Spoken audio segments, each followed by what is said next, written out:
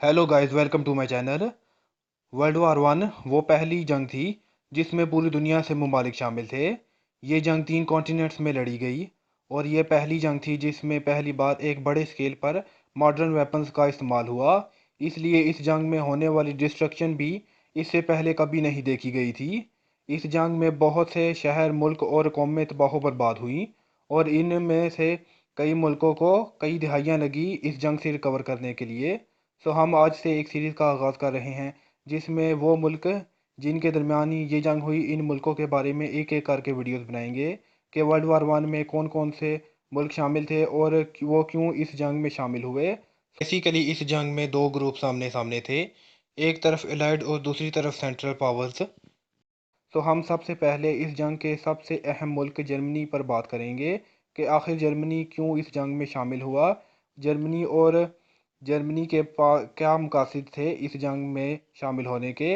Germany Europe की बड़ी powers बरतानिया, फ्रांस, स्पेन और रूस की तरह नहीं था जिन्होंने कई सौ साल तक पूरी दुनिया पर हुकूमत की, बल्कि जर्मनी अभी रिसेंटली 1870 में यूनाइट हुआ था।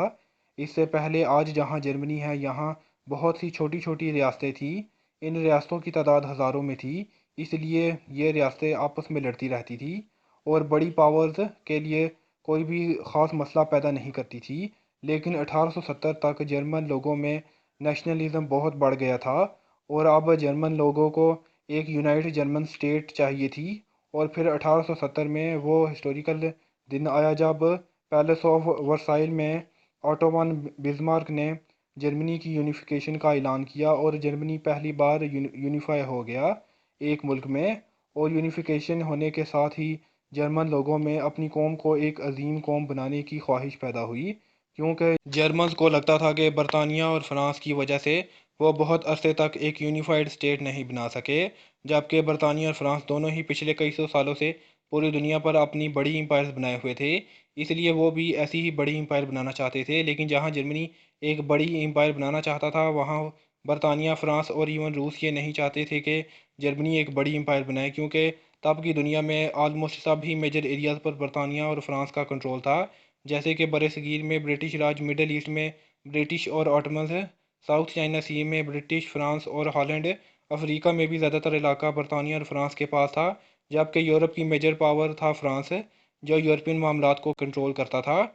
जर्मनी को सुपर पावर बनने और बड़ी एम्पायर बनाने के लिए ज़रूरी था कि वो बरतानिया और फ्रांस के ख़िलाफ़ जंग करे, और सिर्फ ऐसा करके ही वो एक बड़ी पावर बन सकता था। क्योंकि पहले के दौर में जब कोई नई पावर उभरती थी तो उसके और एग्जिस्टिंग पावर के दरमियान जंग ज़रूर होती थी। आज की तरह प्रॉक्सी वार नहीं, जिसमें डायरेक्ट लड़ने की बजाय सुपर पावर्स प्रॉक्सीज के ज़रिए एक दूसरे से लड़ते हैं। जर्मनी को बरतानिया और फ्रांस से जंग लड़ना थी, और इसके लिए जर्मनी को बरतानिया और फ्रांस के ख़िलाफ़ लड़ने के लिए एलाइज की ज़रूरत थी। वो ये लड़ाई अकेला नहीं लड़ सकता था।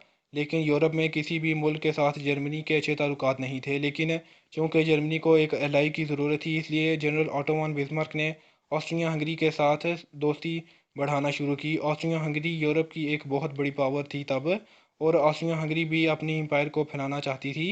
इसलिए जर्मनी ने ऑस्ट्रिया हंगरी के साथ दोस्ती कर ली और आगे चल के ये अलायंस वर्ल्ड वार वन में भी कायम रहा। जर्मन्स ने अलायंस के साथ साथ जर्मनी की तरक्की पर भी फोकस किया और जर्मन इंडस्ट्री ने काफ़ी तरक्की की।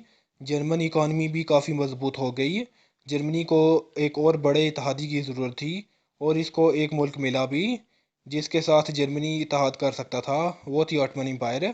जर्मनी ने 1880 से ही ऑटमन एम्पायर में इन्वेस्ट करना शुरू किया, क्योंकि ऑटमन एम्पायर में तब ज़्यादातर बड़े मंसूबे ब्रिटिश एम्पायर के पास होते थे।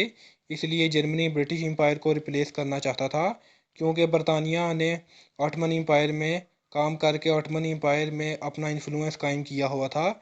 इसलिए जर्मनी ने इंफ्रास्ट्रक्चर, इंडस्ट्री और मिलिट्री में भी इन्वेस्ट करना शुरू किया, जिससे ऑटमन्स जर्मनी के करीब होने लगे और ऑटमन और बरतानिया के दरमियान ताल्लुकात ख़राब होने लगे, और ऑटमन एम्पायर भी जर्मनी के करीब आने लगी। और इन तीन ममालिक के एक साथ आने की वजह से एक बहुत पावरफुल ग्रुप क्रिएट हुआ। इन ममालिक के अलावा भी और ममालिक भी इस ग्रुप में शामिल हुए, जैसे कि बुल्गारिया, जिसने बाल्कन वार में गंवाए हुए अपने इलाकों को हासिल करने के लिए एक्सिस को ज्वाइन किया।